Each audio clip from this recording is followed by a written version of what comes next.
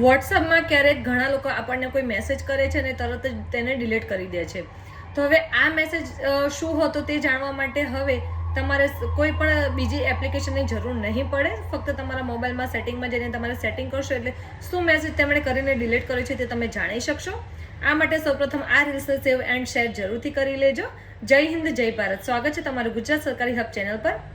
જો તમારા પણ વોટ્સઅપમાં કોઈ વ્યક્તિએ કોઈ મેસેજ કર્યો છે અને તે તરત ડિલીટ કરી દીધો છે અને તો તેના માટે સૌપ્રથમ તમારે કોઈ પણ બીજી એપ્લિકેશનની જરૂર નહીં પડે.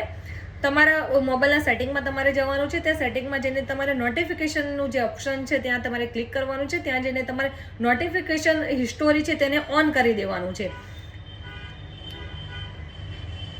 આ જે ઓપ્શન તમે ઓન કરશો એટલે તરત જ તમારા મોબાઈલમાં કોઈ પણ વ્યક્તિ આ રીતનો મેસેજ કરીને ડિલીટ કરી દેશે તો તમે હિસ્ટોરીમાં જઈને તમે આ રીતની દરેક મેસેજ જે ડિલીટ થયેલા છે તે તમે જોઈ શકશો કે કયા મેસેજ તમે ડિલીટ કર્યા છે. તમારા જે મેસેજ નોટિફિકેશન હિસ્ટોરી છે તેમાં આવી જશે. આ એપ્લિકેશન ફક્ત મેસેજ માટે છે. કોઈ પણ ફોટો કે ફાઇલ કે આ રીતનું કોઈ વસ્તુ તમને મોકલીને ડિલીટ કરી છે તો તમને દેખાશે નહીં. ફક્ત ને ફક્ત આ રીતના ડિલીટ કરેલા મેસેજ જ તમે જોઈ શકશો.